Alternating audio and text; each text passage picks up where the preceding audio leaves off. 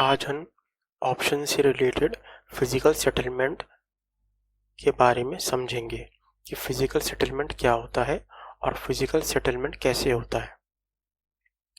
Guys, पहले तो हम ये समझे कि किसी भी स्टॉक ऑप्शन का, जैसे मान लीजिए आईटीसी है, मैंने आज आईटीसी खोल रखा है और आज है 7 तारीख, ठीक है। तो गाइस, किसी भी ऑप्शन कॉन्ट्रैक्ट का हमको 3 मंथ का ऑप्शंस करने के लिए सेबी हमको कॉन्ट्रैक्ट खोलती है, ठीक है। तो आज अगर जुलाई मंथ है तो आप जुलाई मंथ में अपने कॉन्ट्रैक्ट कर सकते हैं, अगस्त मंथ में कॉन्ट्रैक्ट कर सकते हैं और सितंबर मंथ में कॉन्ट्रैक्ट कर सकते हैं। तो देखिए, जुलाई मंथ में हम कॉन्ट्रैक्ट कर सकते हैं, ठीक है। ये कॉन्ट्रैक्ट ओपन है, देखिए लोगों ने यहाँ पे कॉन्ट्रैक्ट किए हुए हैं, ठीक है। ऐसे ही हम सितंबर और नेक्स्ट कौन सा हैगा हमारा, सितंबर मंथ के लिए कॉन्ट्रैक्ट कर सकते हैं, अगस्त और अगस्त मंथ के लिए कॉन्ट्रैक्ट कर सकते हैं, ठीक है। तो देखिए आप यहाँ 15 कॉन्ट्रैक्ट हुए हैं, ठीक है। और अगस्त में जाएंगे तो अगस्त में भी कॉन्ट्रैक्ट आपको दिखेंगे, देखिए यहाँ पे कॉन्ट्रैक्ट हुए हैं। तो 3 महीने के लिए हमें सीबी राइट देता है कि हम 3 महीने के किसी भी कॉन्ट्रैक्ट में हम अपनी पोजीशन ले सकते हैं, ठीक है। दूसरी, जो आपको करंट मंथ में जितनी वॉल्यूम आपको दिखेगा, ठीक है ना, जितना आपको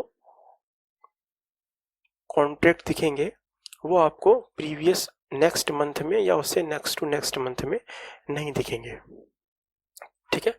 तो आपको अगर ऑप्शंस राइट करने हैं तो आप कोशिश कीजिए या तो मंथ के शुरू में कर लीजिए, आपको प्रीमियम अच्छा मिलेगा, ठीक है।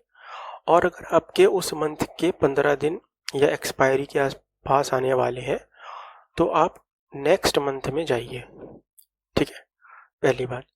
और अगर आप किसी भी मंथ में ऑप्शंस लेते हैं, ठीक है, किसी भी मंथ में अगर आप ऑप्शंस लेते हैं, बाय करते हैं या सेल करते हैं, तो ये रूल होता है कि जो आपकी जो एक्सपायरी है, ठीक है ना, इस केस में क्या है 28 जुलाई, तो वो हमेशा गाइज रहती है last Thursday of the month. तो जुलाई की एक्सपायरी कब होगी गाइज, जुलाई के लास्ट थर्सडे में, जो भी उस महीने का लास्ट थर्सडे होगा। अगर हम अगस्त की बात करें तो अगस्त की एक्सपायरी कब होगी, लास्ट थर्सडे ऑफ द अगस्त, ठीक है। और अगर मैं सितंबर की बात करूं तो last Thursday of the September, ठीक है। तो ये जो कॉन्ट्रैक्ट है ये एंड हो जाएगा 28 जुलाई को, क्योंकि 28 जुलाई 2022 को लास्ट थर्सडे ऑफ जुलाई है, ठीक है। किसी भी स्टॉक ऑप्शंस की एक्सपायरी उसके last Thursday of the month में होती है, ठीक है।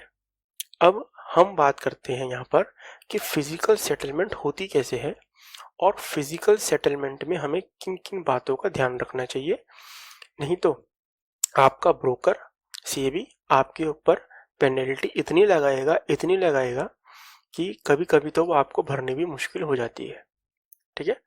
तो आईटीसी का हम मान के चलते हैं, फॉर द सपोज आज एक्सपायरी है, ठीक है, हम ये मान के चल रहे हैं कि आज एक्सपायरी है, ठीक है।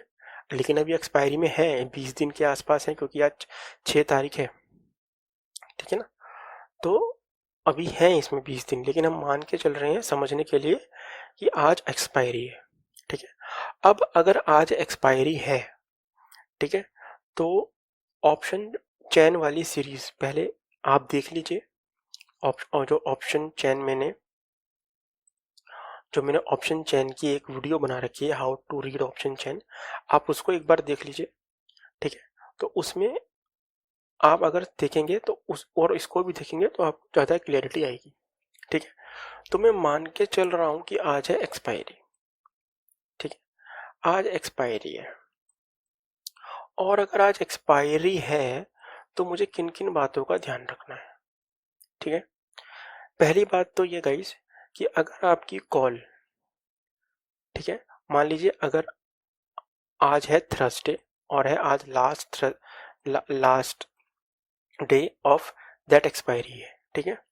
तो पहली बात तो आपको ये ध्यान रखना है कि अगर आपकी कोई भी कॉल इस हाईलाइटेड एरिया में आपको शो हो रही है, ठीक है, और कोई भी पुट आपको इस हाईलाइटेड एरिया में शो हो रही है, तो इसको हम कहते हैं इन द मनी, यानी कि आईटीएम कॉल या आईटीएम पुट्स कहते हैं, ठीक है।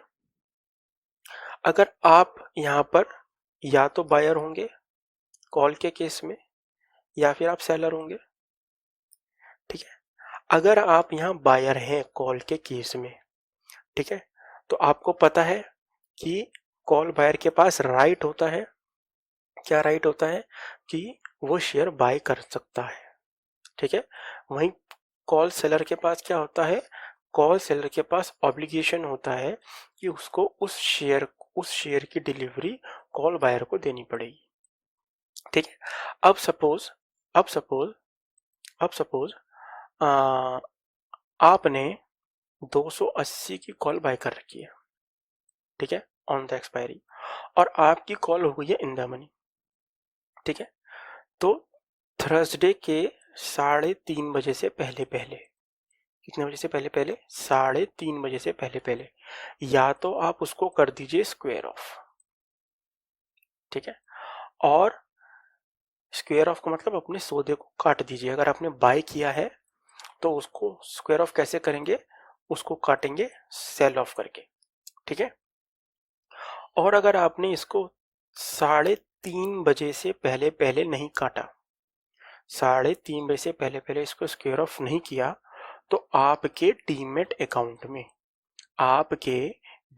अकाउंट में इस डिलीवरी से रिलेटेड लेने के लिए अमाउंट होना चाहिए, ठीक है, अमाउंट होना चाहिए। अगर आपके पास इस डिलीवरी से रिलेटेड अमाउंट नहीं हुआ, ठीक है, तो आपको क्या लगेंगी, पेनल्टीज लगेंगी सेबी की तरफ से और ब्रोकर की तरफ से, ठीक है। और कितना पैसा होना चाहिए, strike price multiply by lot size.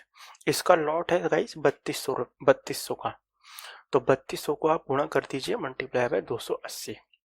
आप अपने खाते में 8,96,000 रुपीज डाल के रख दीजिए, आपके पास डिलीवरी आ जाएगी, ठीक है। ये तो मैंने बात करी कॉल बायर के रिस्पेक्ट से। अब अगर मैं बात करूं कॉल सेलर की, ठीक है, तो वहीं कॉल सेलर के डीमेट अकाउंट में 3200 शेयर होने चाहिए। अगर वो अपनी पोजीशन को 3:30 से पहले पहले नहीं काटता, दोनों के पास राइट है, दोनों अपनी पोजीशन को स्क्वायर ऑफ कर सकते हैं किसी भी टाइम, ये मैंने आपको पहले बताया है।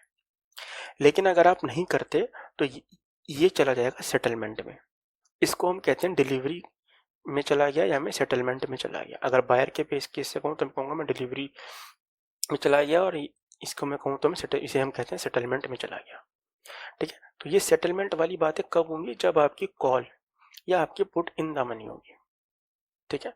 तो ये माना जाएगा कि कॉल बायर के पास पैसे होने चाहिए और कॉल सेलर के पास कितने क्या होने चाहिए, शेयर। अभी जिस मर्जी प्राइस पे हो उससे कोई मतलब नहीं है, इसको ये जो शेयर है ये कितने पे सेल करेगा, 280 पे, और कॉल बायर को कितने पे मिलेंगे, 280 पे, क्योंकि स्ट्राइक प्राइस पे सौदा कितने पे हुआ है, 280 पे, ठीक है। या तो 3:30 तक स्क्वायर ऑफ कीजिए, ठीक है, नहीं तो इसकी होगी आपकी डिलीवरी आएगी, ठीक है। अब बहुत जनों को इस बात का कंफ्यूजन रहता है कि सपोज मान लीजिए 3:30 भाव आईटीसी का 290 रुपए ही है, ठीक है, 290 रुपए ही है, तो क्या मैं डिलीवरी में आऊंगा, क्या मेरी सेटलमेंट होगी, ठीक है। तो गाइस इसका आंसर ना मैं कुछ आपको अलग तरीके से दूंगा। देखिए गाइस, होता क्या है कि जो सेबी लेता है ना प्राइस, वो लेता है एवरेज प्राइस। वो क्या लेता है, एवरेज प्राइस, यानी कि जो 3 बजे से और 3:30 तक के बीच में, 3 बजे से 3:30 तक के बीच में, ठीक है, तो लास्ट का आधा घंटा होता है, इस टाइम का जो एवरेज प्राइस होगा वो माना जाएगा कि उस दिन का क्लोजिंग प्राइस है। ठीक है, हो सकता है कि आईटीसी इस दिन मान लीजिए बंद हुआ 290 पे, ठीक है, लेकिन एवरेज क्लोजिंग प्राइस आ रहा है 292 रुपीज। ठीक है, अगर ये 292 रुपीज आ रहा है तो मेरी कॉल क्या हो गई, आउट ऑफ द मनी। मेरी कॉल क्या हो गई, आउट ऑफ द मनी। अभी इसके बारे में हम बात करेंगे। ये सारी की सारी मेरी कॉल क्या हो गई, आउट ऑफ द मनी। लेकिन अगर मेरी कॉल 290 पे आ गई, 290, लेकिन अगर मान लीजिए ये जो एवरेज प्राइस है ये भी 290 ही है, 290 ही है एवरेज प्राइस मेरा, तो ये मैं आ जाऊंगा इस इन द मनी में, इन द मनी में। ठीक है, और मैं अगर इन द मनी में आ गया, 290 पे आ गया, तो मेरी बायर से क्या शर्त लगी थी, मेरी बायर और सेलर ने क्या शर्त लगाई थी, भाई देख अगर 290, अगर मान लीजिए मैंने यहाँ कॉन्ट्रैक्ट किया होता 290 पे, तो मैं अपने बायर से सेलर से क्या था, भैया देख अगर भाव 290 से ऊपर जाएगा तो मैं डिलीवरी लूंगा। ठीक है, और सेलर क्या कहेगा, भाई देख अगर 290 से तक शेयर आया तो मैं तुझे उसकी डिलीवरी दे दूंगा। ठीक है, 290। तो बात यह है कि अब ये तो ना इन द मनी है ना आउट ऑफ द मनी है, इसको हम कहते हैं एट द मनी। प्राइस भी 290 पे क्लोज हुआ और डिलीवरी भी जो हमारी कॉल है वो भी 290 पे हुई। तो क्योंकि ये हुई at the money, at the money मतलब कि प्राइस एग्जैक्ट 290 पे है। तो इस केस में, इस केस में, इस केस में गाइस, इस केस में बायर को और सेलर को, ठीक है, दोनों को अपने अकाउंट में मैं तो कहूंगा पैसे रखने चाहिए। ठीक है, बायर अपने अकाउंट में, अगर मान लीजिए आप यहाँ पर हैं, अगर आप मान लीजिए एक्सपायरी के दिन आप यहाँ 290 पे हैं और भाव भी 290 के आसपास चल रहा है, 3:30 बजे के, 3:30 बजे के 5 मिनट पहले। ठीक है, तो आप अपना मन, आप अपना मन पहले ही बना लीजिए अगर आपको डिलीवरी लेनी है या नहीं। ठीक है, अब आपको तो नहीं पता एवरेज क्लोजिंग क्या आएगी, वो तो आपको मार्केट बंद होने के कम से कम आधे घंटे बाद पता लगेगी, 15 मिनट बाद पता लगेगी। ठीक है, तो आप अपना सेल्फ डिसीजन मैं तो कहूँगा 3 बजे ही ले लीजिए कि आप इस डिलीवरी में लेना चाहते हैं या नहीं। अगर आपकी आपके प्राइस से 290 या 291 या 292 आई तो ये हो गई आउट ऑफ द मनी। लेकिन अगर 290 भी आई, ठीक है, 290 भी आई तो बायर को अपने शेयर, अपने अकाउंट में पैसे रखने पड़ेंगे और सेलर को शेयर। अगर आप इस चीज़ के लिए रेडी हैं तो स्क्वायर ऑफ मत कीजिए। ठीक है, मैं डिलीवरी सेटलमेंट में जाना चाहता हूँ।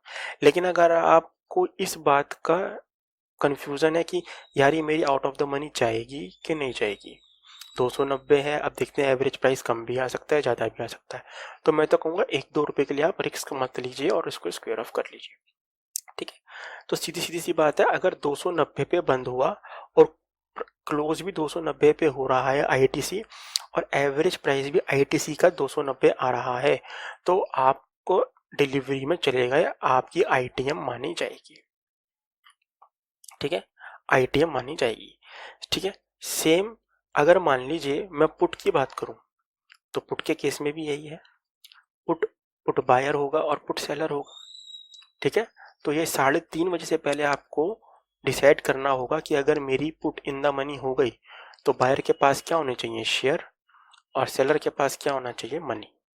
तो बायर को क्या देने पड़ेंगे, सेलर को शेयर, और और सेलर के पास होनी चाहिए मनी, उसके पास ये मनी जो है होनी चाहिए डिलीवरी उठाने के लिए, अगर कॉल आपकी इन द मनी आ जाती है। 3:30 बजे से पहले पहले आपको ये डिसीजन लेना होगा। अगर मान लीजिए इसके अकाउंट में पैसे नहीं हुए या इसके अकाउंट में शेयर नहीं हुए तो होगा क्या, आपके पास आएगी सीबी की मेल और आपके ब्रोकर की मेल कि हम आपके पास आ रहे हैं वसूली करने पेनल्टी की। और ये पेनल्टी, ठीक है, कैसे होती है, अगर मान लीजिए क्योंकि बायर को देने हैं शेयर, बायर ने शेयर देने का वादा किया है किसको, सेलर को, और इसके पास नहीं है, और इसके पास नहीं है, ठीक है, या इसके पास पैसे हैं, इसके पास पैसे नहीं है डिलीवरी उठाने के लिए, तो होता क्या है गाइस कि कम से कम मैंने देखा है 50-60%, 50-60% आपको पेनल्टी देनी पड़ती है अपने कॉन्ट्रैक्ट वैल्यू की।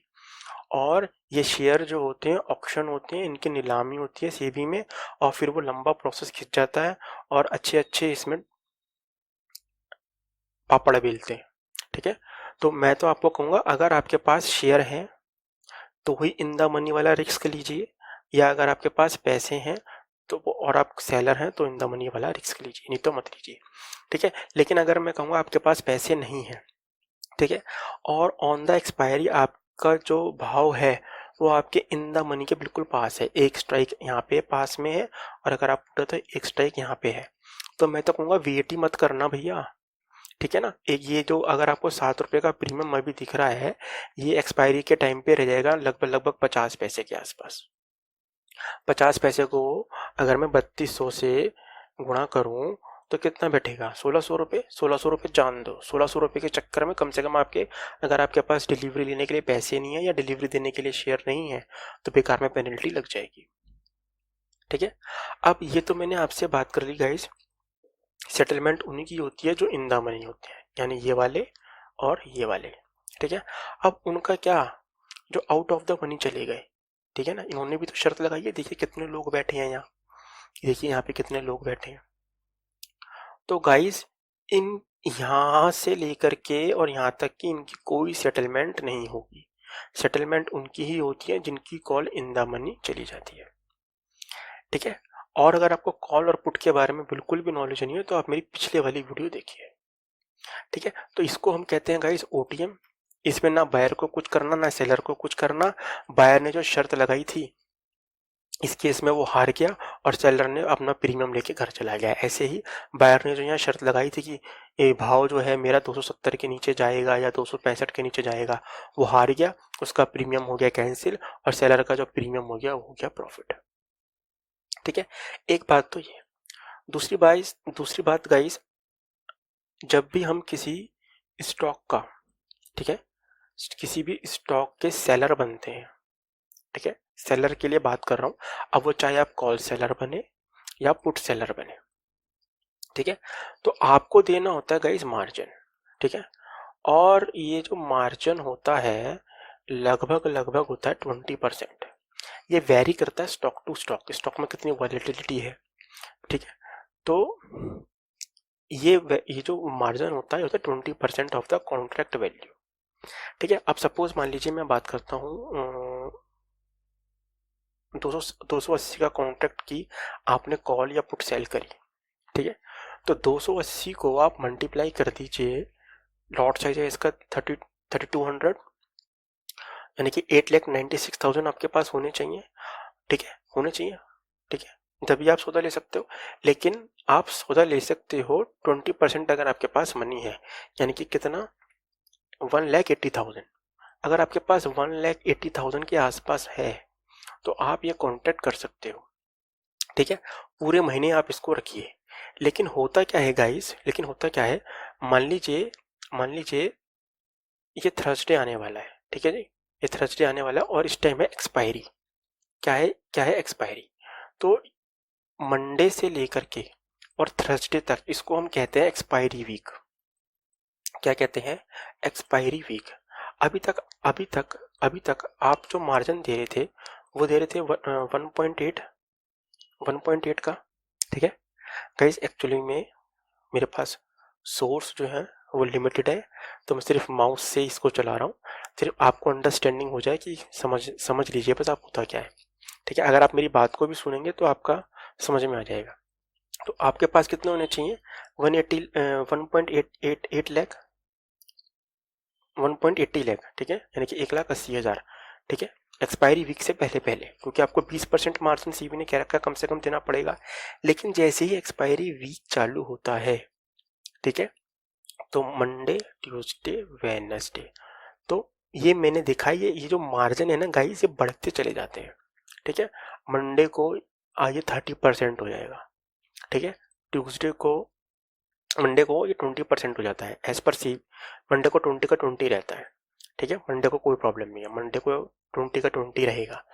ट्यूसडे को ये 30% लेते हैं, वेडनेसडे को ये 40 to 50% लेते हैं, और ऑन द एक्सपायरी, जिस दिन एक्सपायरी होती है ये मार्जिन 80% तक चले जाते हैं, यानी कि 80% तक चले जाते हैं। इट मीन्स यानी कि 3200 मल्टीप्लाई बाय 280 मल्टीप्लाई बाय 80%, यानी कि 7,16,000 रुपये जो एक्सपायरी डेट तक यहाँ टिकना चाहता है उसके उन सब के पास होने चाहिए, यानी कि कॉल सेलर के इधर, पुट सेलर के पास इधर होने चाहिए, कॉल सेलर के पास इधर होने चाहिए।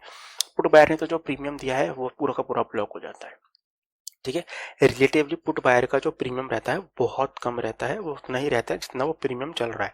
सपोज मान लीजिए अगर आपको यहाँ पे पुट बाय करनी है तो आपने पुट बायर ने कितने पैसे दिए, 13 रुपये 50 पैसे, तो सीधा 3200 इंटू में 13 रुपये 50 पैसे, तो यानी कि 43,200 रुपये पुट बायर ने दिए हैं, और वही उसका प्रीमियम है। उसका प्रीमियम ना तो बढ़ेगा ना घटेगा, उसका प्रीमियम बढ़ेगा अगर उसका प्रॉफिट होगा कब, उसका प्रीमियम इतना ही रहेगा। उसका प्रॉफिट होगा जब जब ये प्रीमियम यहाँ से बढ़ने लगेगा, और जो कम हो जाएगा तो वो प्रॉफिट जो है वो कम होने लगेगा। प्रॉफिट होगा तो वो इसके अंदर ऐड हो जाएगा at the end of the day M2M basis पे, और लॉस हुआ तो M2M बेसिस पे ये मार्जिन में से घट जाएगा। ठीक है, तो ऐसे होती है एक्सपायरी। ठीक है, तो आपको अगर एक्सपायरी लेनी है, अगर आपकी कॉल इन द मनी चाहती है, आपको दिख रही है, ठीक है, आपको पता लग जाएगा मंडे तक कि मेरे को, मंडे तक आप मन बना लीजिए कि आपको डिलीवरी सेटलमेंट में जाना है या नहीं। अगर मेरी कॉल इन द मनी हो जाती है, मान लीजिए कि फ्राइडे, मान लीजिए कि आज है फ्राइडे, ठीक है, आपको पता है नेक्स्ट वीक से एक्सपायरी वीक चालू होने वाला है और मार्जिन बढ़ने वाले हैं। ठीक है, और मान लीजिए आपकी कॉल जो है यहाँ पे है, ठीक है, 300 के आसपास है, अभी भाव चल रहा है आईटीसी का 290, सिर्फ 10 रुपये की हेर फेर है। आईटीसी में 10 रुपये हिलना मतलब बहुत कुछ। ठीक है, तो आपको पता है 10 रुपये हिल भी सकते हैं, नहीं भी हिल सकते। ठीक है, तो अगर तो आपके पास मार्जिन है तो आप बने रहिए। ठीक है, और अगर आपको लगता है कि नहीं यार मेरी डिलीवरी लेने की औकात नहीं है, मैं डिलीवरी नहीं ले पाऊंगा, और या मेरा डिलीवरी लेने का मन नहीं है, तो आप क्या कीजिए, मंडे तक इसको स्क्वायर ऑफ ही कर दीजिए अगर आप प्रॉफिट में हैं तो।